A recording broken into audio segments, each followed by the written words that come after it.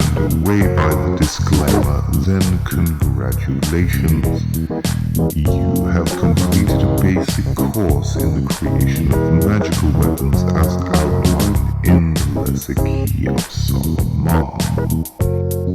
Each of these tools or substances is a powerful magical implement in its own right, but can also be used in various combinations with each other to create an effect, as well as be used to consecrate additional items or substances depending on your requirements for some ritual or another. From now, however, we should pause to discuss some basic chaos magic terminology, as being familiar with the vocabulary may cause less confusion later on. We should begin with the definition of magic as given to us by Aleister Crowley as the art and science of causing change in conformity with will, which is a rather vague definition that could apply to almost any action, and therefore we generally like to add, by which we mean through the use of subtle or unseen forces. In chaos magic, we believe there is enough evidence to prove that magic is a real phenomenon.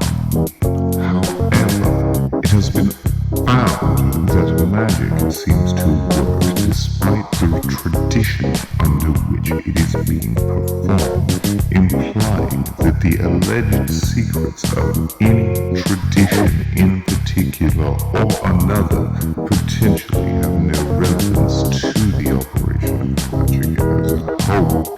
Chaos magicians therefore seek to explore as many varied techniques and theories of magic as possible, and to refine their processes or unify them. Most schools of thought have a rallying cry, and chaos magic is no different, saying nothing is true, everything is permitted. Now that we know what chaos magic is, we can move on to discuss the two types of magic, divination and enchantment. Divination is the act of information retrieval. When using magic in order to obtain information about the past, present, or future, we call this divination, and it refers to all such things as tarot reading, crystal scribe, palmistry, horoscopy, remote viewing, telepathy, clairvoyance, Ouija, and other oracles. Enchantment is the act of causing external change, when by using magic we attempt to manifest our will into consensus reality, and refers to the miraculous and thaumaturgical practices that are more typically related to wishes or prayers, such as good luck charms, crystal healing, the use of Santeria candles, casting spells, praying to Catholic saints for favors, demonic pacts for political ascendancy or fame, and other such sorcerous practices. Now we shall move on to discuss sigils and their various components. Sigil is the general term we use to describe any particular magic symbol, and it takes its name from the runic letter sigil. There are many methods for constructing your own personal and original sigils. Many of these first require you to create some written or representational depiction of your will to be enacted. This writing or art is then subjected to a process of elimination or simplification, removing whatsoever parts are thought unnecessary. The pieces considered to be most important are called glyphs. The glyphs are then recombined into one abstract symbol which we call a sigil. Hypersigils seem like a rather complex topic at first, but it is actually a rather superfluous term that should be done away with, as the word sigil still applies to them just fine, although at a different level of magnification. A hypersigil is a work of art containing many sigils geared towards the same end. This could be as simple as a canvas painted with multiple abstract sigils, or as complicated as a film where each character represented a player in the ultimate chain of events that the magician is attempting to cause. Regardless, you can see how the sigils could just be considered the glyphs of the hypersigil, and how glyphs could be considered sigils in their own right, therefore making that term also rather useless. Next, we shall discuss servitors and egregores. A servitor is an artificial thought entity created for some specific purpose. This is occasionally a desirable thing to create in situations that require more stamina than a typical spell is thought to have, as sigils are often used for simple changes, but occasionally a magical effect is required to last for a certain duration, or may require multiple steps, in which case the spell may need the ability to think for itself or have a lifespan in order to accomplish the goal. An egregore is the result of multiple people contributing input to a single servitor. This can increase the power of the thought entity greatly, as it is now running on the computing power of multiple minds, which also makes it much more flexible and adaptable, which can be highly beneficial. However, this is also dangerous, as it is much easier for the creator to lose control over the entity due to how the entity has more of a life of its own. Having its own agency, it can spread itself to more minds and become nearly impossible to terminate, because to deprive it of existence would mean causing all contributors to forget it ever existed. Finally, we shall discuss paradigms. A paradigm, or magical model, is an hypothesis on how magic functions. This can be as complicated as a complete religion, including a holy book full of rules and symbols, or it can be as simple as a short proverb. In an excellent essay about 5 magical models by Frater U.D., some of the more basic paradigms are described, such as the spirit model, in which miraculous effects are achieved through interacting with an invisible agency of entities. The energy model, in which an invisible force inside one's mind, body, or soul reaches out to cause miraculous effects. The information model, in which the desired effect is encoded and targets are infected with it, thus producing the result. And the meta model, in which all of the above are true.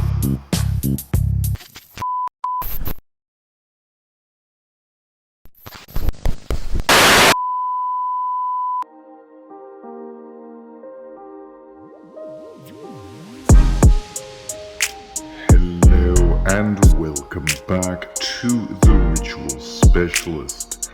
As we continue with some basic informational lectures in the subject of magic, we will move forward with a brief overview of the history of modern occultism as given by the mythology of modern occultism. We begin, of course, with the creation of the universe, which was, of course, accomplished by magic. Magic itself possibly even creating the gods, as it appears that even gods are subject to the rules of magic. The process of creation would involve many successive generations until the original people would come about. The identity of these original people depends on source and perspective. In a sense, the gods were the original people, or possibly the angels or servants created by a singular god. However, these types of beings made of spirit substance are generally considered to exist above or in an earlier generation. In the physical realm of manifestation, there are also many possible identities for the original people, who might be trolls, fairies, or theriomorphs. They may possibly be ancient reptilians, aliens, or some other non-human species. In some cases, the original person might be a singular entity such as Adam.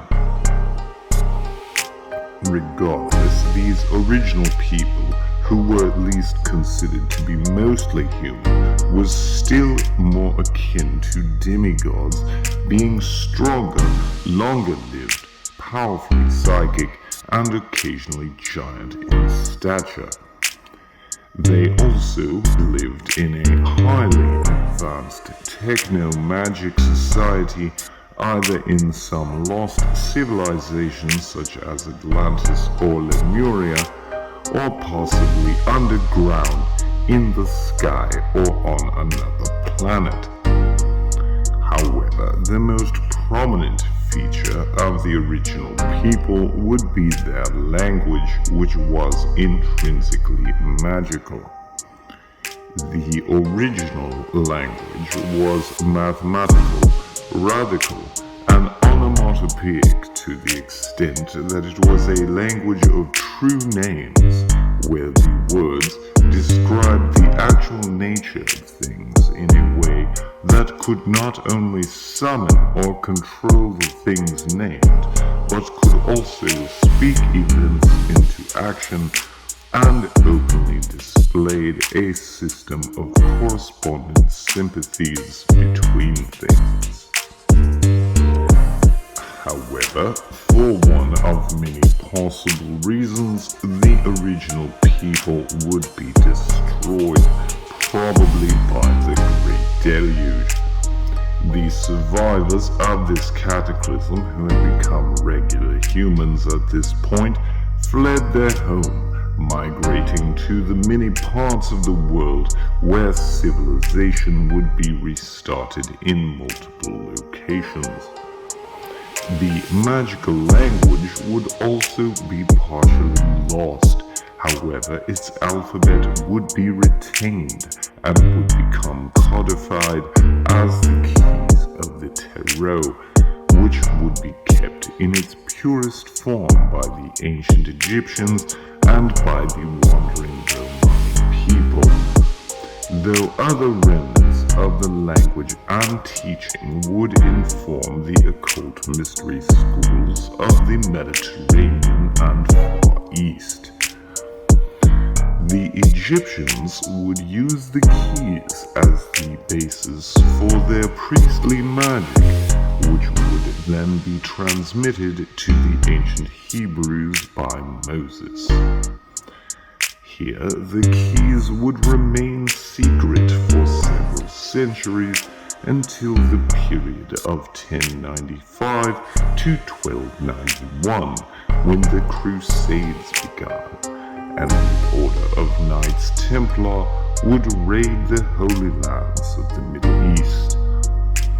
Here, among other ancient magical treasures, the Templars would discover the secret of the keys and would become fascinated with their power, to the extent that the Catholic Church would deem them heretics in 1307, and they would be arrested and executed, having their property seized by the church and state.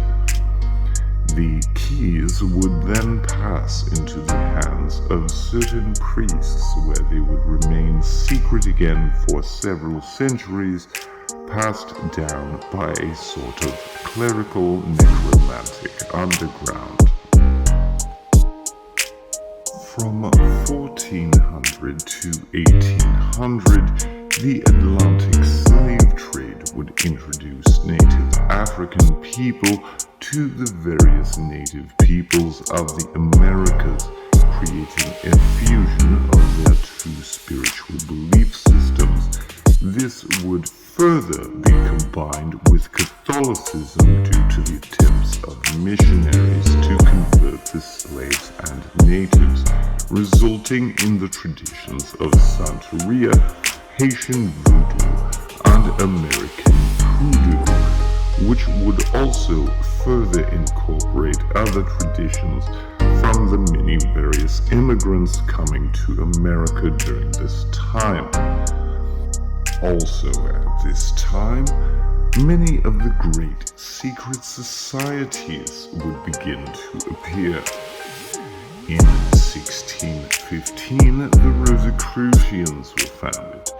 In 1717, Freemasonry was founded, and in 1776, the Bavarian Illuminati was founded.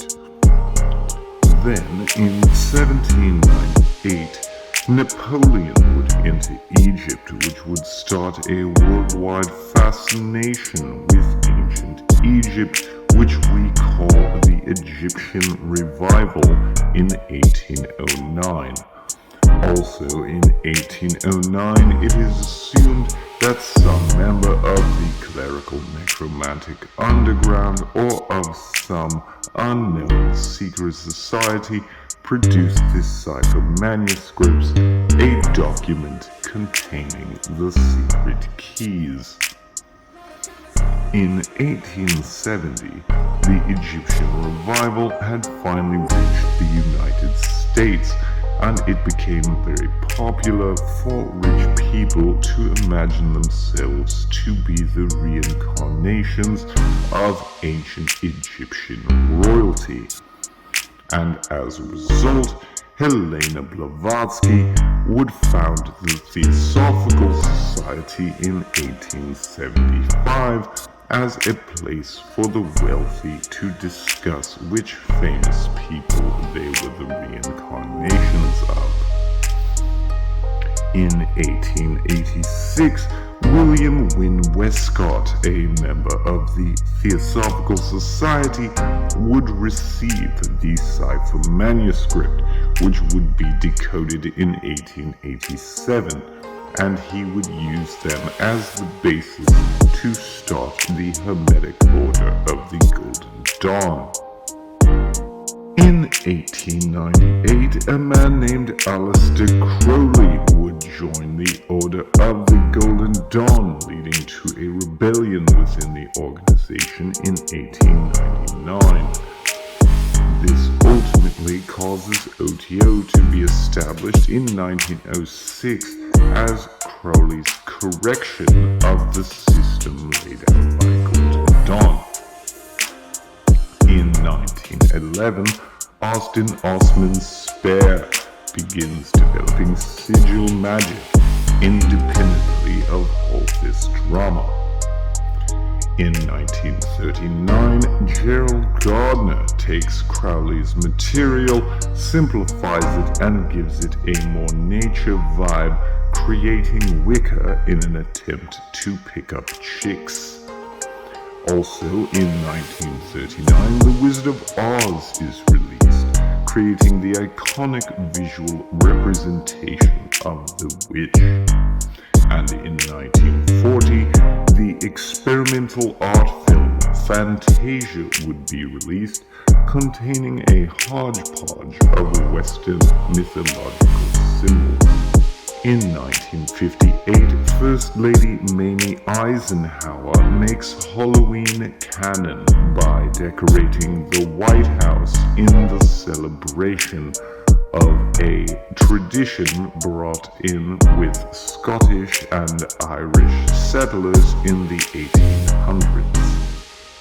The 1960s and 70s counterculture movement would then import Eastern philosophy into the West by means of drugs and rock music. In 1966, Anton LaVey invents the live-action role-playing game called Satanism, or the Church of Satan, as it is not really a religion and more of a prank. In 1970, Peter J. Carroll begins developing the philosophy of chaos magic. Also at this time, the New Age movement would appropriate more Eastern philosophy and combine it with positive thinking and self-help, as well as crystal healing. In 1980, the Satanic Panic would occur after a teenager was found in a sewer with a heavy metal t-shirt and a Dungeons and Dragons rulebook. In 1981, the Temple of Psychic Youth is founded as a sort of troll combination of a chaos magic fraternal lodge order and a pirate TV station. In 1993, Mage the Ascension would be published by White Wolf, being basically a textbook for chaos magic poorly disguised as a tabletop role-playing game. This brings us to the modern day of the post-2000s and the magical internet, where any occult book can be found for free. Anyone can start their own secret society on any convenient social network platform, and meme magic is real.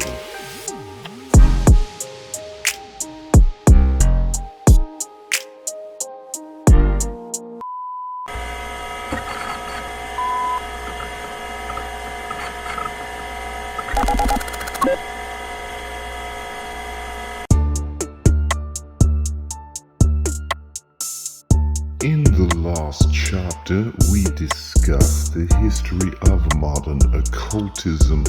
However, this is the history as it was given by many of the classics of occult literature coming out of the period of 1870 to 1940, and thus, as you can imagine, is not entirely accurate. As well as this, many of the things mentioned have been oversimplified for brevity and humor.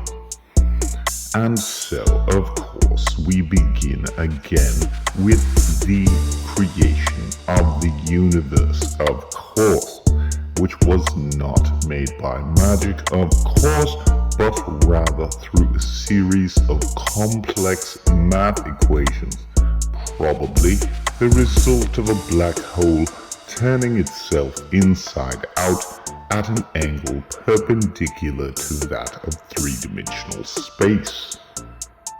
The gods would not come to exist until after humans invented them, after which they then retroactively created the universe. We specifically use the term original people rather than first human, as first might imply they were primitive, and humans might imply they were human. Original is intended to describe how all people coming after would be pale imitations. Atlantis is especially a topic of debate. It may have existed, though probably not under that name. There is a lot of evidence for the existence of a relatively advanced civilization existing before the Younger Dryas cataclysm, and therefore the myth of Atlantis may be a reference to the Minoan culture, or potentially a civilization living in the area of the Rishat structure in Mauritania. As far as we can tell, there is no original language with the alleged power of Adamic or Enochian. However, the current study of the Proto-Indo-European culture is the result of noticing etymological and mythological trends all over the world to trace their origin, and it does point to the possible existence of a language that would have been the root of 90% of other languages on the planet. Possibly, though, the biggest inaccuracy was the story of the origin of the tarot, which is not intrinsically a secret library of mysterious wisdom. The myth would also imply the tarot deck predates the ordinary deck of cards, which is untrue. Tarot was an Italian card game played in the 15th century, not entirely unlike the game of bridge. It also did not have the fixed form it has today, often having many of the major arcana cards with different names. Later in the 18th century, French occultists would begin making custom tarot decks for divinatory purposes, for which they would write the myth of the origin of the tarot to lend legitimacy to the practice. Still later, under the Golden Dawn's tutelage, Arthur Edward Waite would compose the tarot deck that would become the standard model for all tarot decks to come afterwards. It is worth mentioning here also that the Romani people did not originate from Egypt, but more likely from northern India. Egypt is often regarded as a mythical place where magic originated, which is the result of that whole Egyptian revival period and the propaganda written at that time.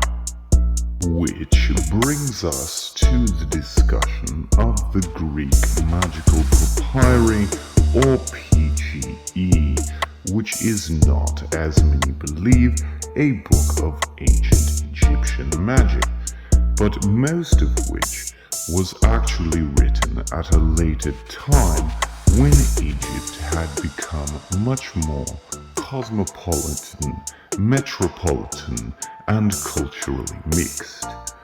At this time, the number of people who could read hieroglyphs was diminishing greatly, and abstract magical characters began to appear, and it is assumed these symbols were made up as a way to lend a magic vibe to the various spells. It is also worth mentioning the PGE is not a cohesive grimoire like many of the favorite books of magic, but a collection of documents many of which are fragmentary. There is also much debate as to what order the fragments should be read. In the 1900s, Carl Jung would invent many great theories that legitimize magic and mysticism in a secular way and made astrology more psychological, somehow causing astrology to survive and grow, but also creating a foundational groundwork upon which much pseudoscience could be created. From 1953 to 1973, the CIA would experiment with Project MKUltra and remote viewing in an attempt to legitimately and scientifically weaponize magic.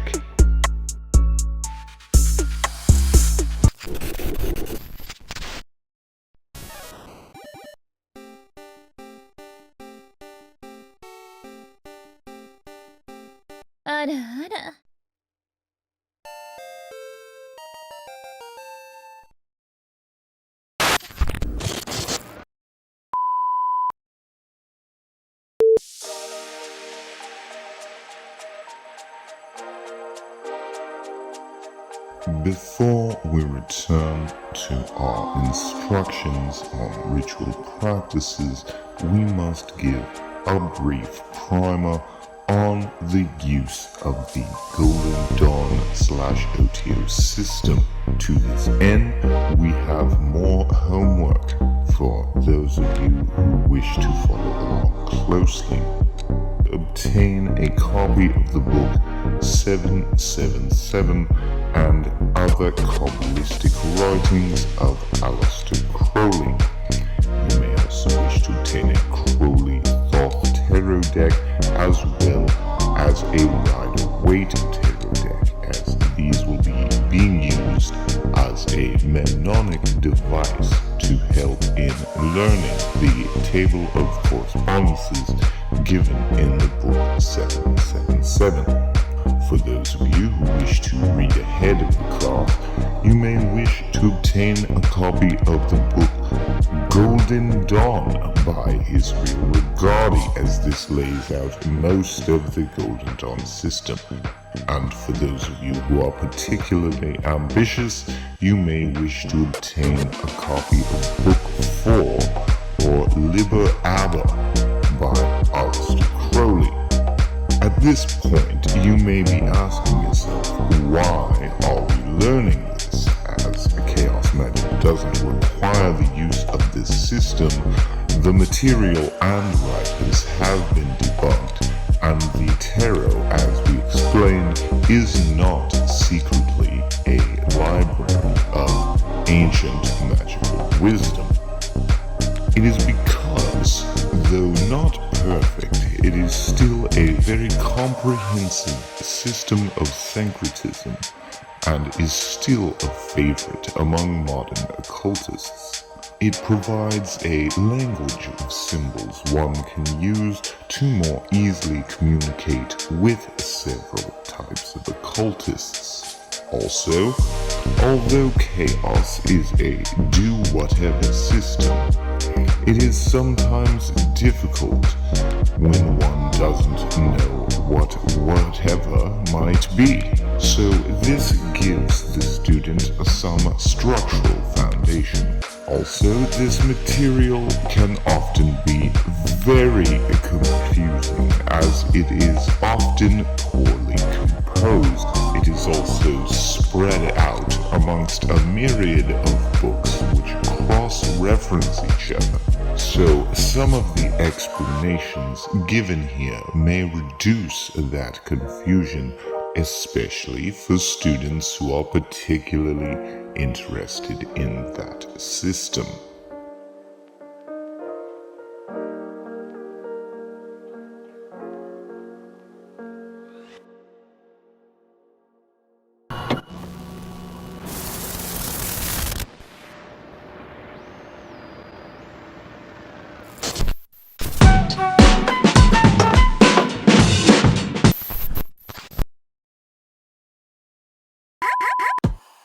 Assuming you have been following along and have obtained a copy of the aforementioned book 777 or found one of many online PDFs that probably exist, we shall now discuss the method of the use of the book 777, which would be the only occult book you would ever need if it didn't require 100 other occult books to decrypt. The book begins with an introduction, of course, followed by an essay entitled Gematria concerning the topic of the Hebraic Kabbalistic practice of Gematria, which you should read and familiarize yourself with the concept. In this article, Crowley discusses the philosophical concepts mystically attributed to numbers.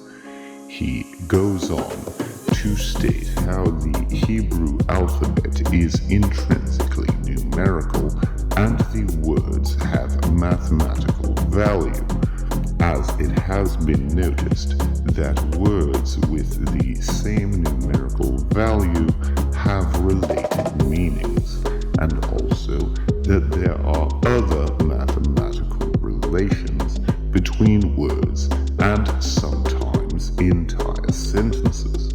A great example is given in the movie Pi by Darren Aronofsky, where a rabbi is explaining this concept to a mathematician, that the word for father has a value of 3, the word for mother a value of 41, and the word for child a value of 44. You may wish to bookmark the pages around the section of the essay titled An Essay Upon Number for later reference in your own pseudo-gematria numerological studies. The essay on gematria is studied and expanded on by perusing the third section of this book entitled Sefer Sephiroth, which is fundamentally a Hebrew to English dictionary, using words of antiquated Hebrew appearing in the Torah. However, unlike an ordinary dictionary which is arranged alphabetically, it is arranged numerically to lay plain the concept of the interrelated meanings of the words, through which, by means of meditation, you might glean the unspoken meaning behind the numbers themselves. For ease of note-taking in your own studies, you may wish to use the Crowley cipher of Hebrew, which he also used himself to make quick notes and calculations wherein he assigned each letter of the Hebrew alphabet a semi-equivalent capital letter from the English alphabet.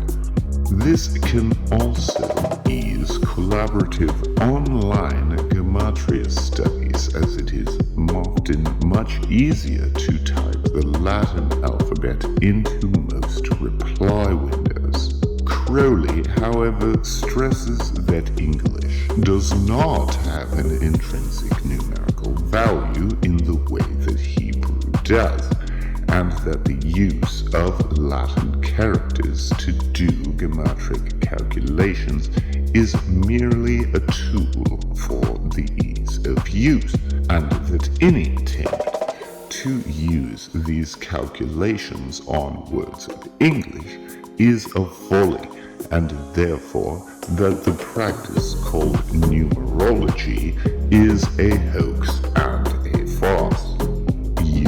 As the student of Western Kabbalah, however, may expand this study outside of the Hebrew context by incorporating Greek, which is another language with an intrinsically numerical alphabet, and may wish to obtain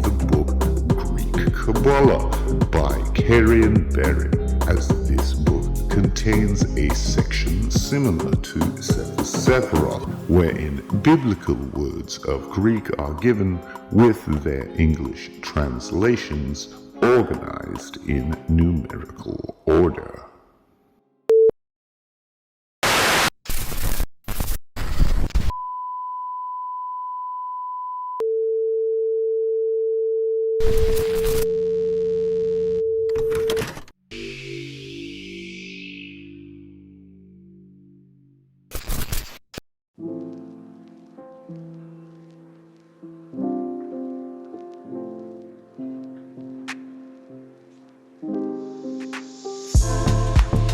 Now that we have discussed every other aspect of the book 777, we may now proceed to focus on the section of the book actually entitled 777. At this point, you should have begun familiarizing yourself with the Hebrew alphabet and its numerical value by means of the Crowley cipher, perhaps using flashcards made for that purpose. Hopefully also you have acquired at least one of the two aforementioned tarot decks, as this is the point at which we will incorporate these into our system of syncretism. As you may notice, 777 consists of many tables of correspondences that are all quite overwhelming at first glance, but much like in a chart, it is actually quite simple to use using columns and rows. To discover the syncretic equivalence of any particular symbol you may encounter, first, locate the column containing the specific magical tradition and scan down to the row containing the specific symbol.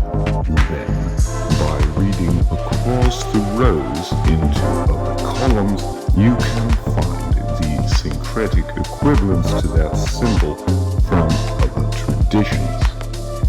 This can help you to design custom rituals for specific needs by giving you the language to pack symbolism into your ritual by adding numbers, colors, and materials onto the ritual script and furniture. The first column we will familiarize ourselves with is column 1, the key scale. The first thing to point out being that the numbering of the key scale does not have a mystical importance and is just a simple numbering of the table's 35 rows from 0 to 32, with an additional 31B and 32B, which we will explain momentarily. Line 0 represents the Ein Sof, and lines 1 through 10 represent the Sephiroth. To explain lines 11 to 32B, we must move to Table 6, column 177. Even if you are new to the practices of Western Hermetic occultism, you probably have at least a passing knowledge of the symbols of astrology, including the zodiac, planets, and elements. For ease of finding some of these often referenced symbols, the key scale column has a somewhat quirky paragraph alignment. The numbers for the rows containing the elements are justified left. The numbers for the rows containing the zodiac are justified right. And the numbers for the planets are centered. In column 175, you can find the correspondences for the Hebrew alphabet with its numerical values in column 176. You can now incorporate the zodiacal, planetary, and elemental correspondences into your flashcards or other memorization device, which brings us back to the explanations of lines 31 and 32b. These extra rows exist because line 31 and 32 have double elemental attributions. However, the double symbols are not present in all systems, and when they are often very similar to the primary symbols, and as a result, don't get their own full lines of 33 and 34, mainly because there aren't enough Hebrew letters or tarot cards to justify the existence of a full line. However, the explanation given is that the element of spirit basically has the same behavior as the element of fire, and that the element of earth shares the quality of firmness with Saturn, as well as certain mysteries of the hexagram, which warrants this file compression. Finally, in column 179, you will find the correspondences of the numbers given on the tarot's major arcana. Compare this with the column 14, where you will find the names of the cards, as you will probably want to incorporate this into your memorization studies as well. At this point, however, we must discuss the Crowley Shuffle, as it is the cause of much confusion, often causing typographical errors by printers and therefore mistakes by practitioners. As part of Crowley's corrections to the system laid out by Golden Dawn, he flipped certain rows of the tables to correspond with various revelations he had had. The first change will be instantly recognizable to anyone who has compared the Waite and Crowley tarot decks, that the numbering on the cards Strength and Justice are flipped. This change only relates to column 179, and you will see that table 6 reflects this. However, if you prefer the Waite deck, you may desire to flip the symbol in this one column. The second flip is based around a line in the Book of Law stating that Tzadi is not the star. In this flip, lines 15 and 28 are flipped. However, this is the part that is the most confusing, as some of the columns are more related to Tzadi being the primary symbol, while other columns are more centered on the star or the sign of Aquarius. In this area, you must use your best judgment when consulting these charts, as some versions of the tables appearing in various books or reprintings of books by Crowley or other Thelemites have had attempts made by editors to fix the tables, sometimes resulting in the entire row being carelessly flipped without much careful analysis. As it stands at our current level of study, your materials should look like this, depending on if you are a Golden Dawn style or an OTO style.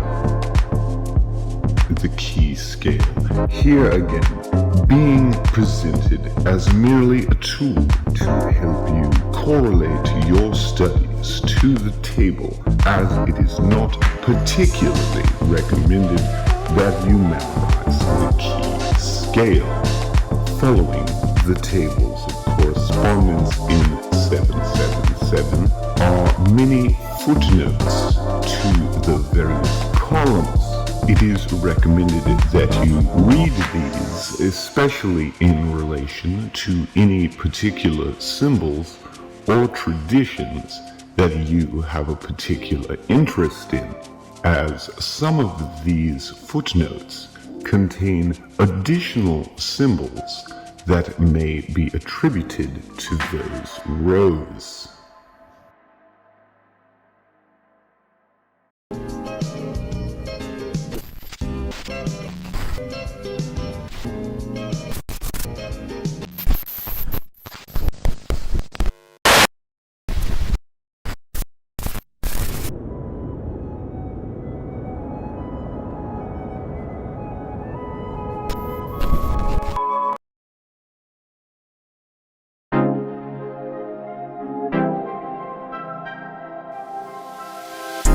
Building upon the previous chapters, the final symbol we must discuss at this time is that of the Kabbalistic tree, which, if you are new to this, may be a symbol you aren't familiar with and may have only learned about just now during your studies of 777. It is, however, of critical importance to this system, as 'tis the scaffolding upon which the very tables of correspondence are structured, and is tightly woven into the tradition of Western Hermetic occultism at all levels. The Hermetic Kabbalistic tree, also known as the Tree of Life, is a complex and multi-layered symbol that also serves as a library of symbols, encapsulating the mysteries of the universe, the human soul, and the nature of reality. It is composed of fractals, meaning that it is self-similar and contains smaller versions of itself within its structure, representing the interconnectedness and interdependence of all things. At its core, the Tree of Life is a diagram representing the 10 Sephiroth, each with its unique symbolism, arranged in 3 pillars and connected by 22 paths attributable to the 22 letters of the Hebrew alphabet as seen on column 12. These Sephiroth and paths are not only symbols in themselves, but also contain their own mini Tree of Life within them, forming an intricate web of symbolism that reflects the macrocosm and microcosm, the macro tree within which each micro tree exists. The Tree of Life is also seen as a representation of the initiatory temple, with its structure serving as a facsimile of the tree itself. The pillars of the tree, the pillar of mercy and the pillar of severity, correspond to the 2 pillars of the temple, Boaz and Jachin, respectively. These pillars represent the dualistic nature of existence, with mercy representing grace and compassion, and severity representing judgment and discipline.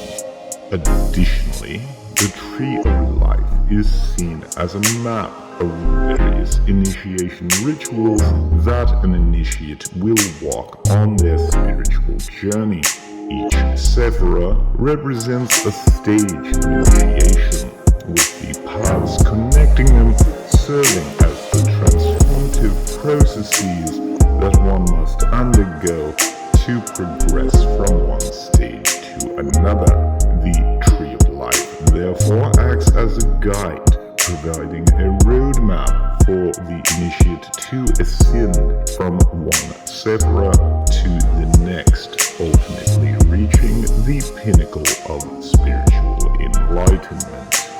Moreover, the tree of life can also be interpreted as a map of the human body, akin to the concept of chakras in Eastern spirituality. Each sephira corresponds to a specific part or aspect of the human body, representing the spiritual, mental, emotional, and physical realms of existence. The tree of life thus serves as a symbolic representation of the holistic nature of the human being, with each sephira corresponding to a specific energy center or aspect within the individual. This means that you, the initiate, are a tree which is climbing a tree that moves through a sort of tunnel of 32 interconnected trees which are arranged into a larger tree.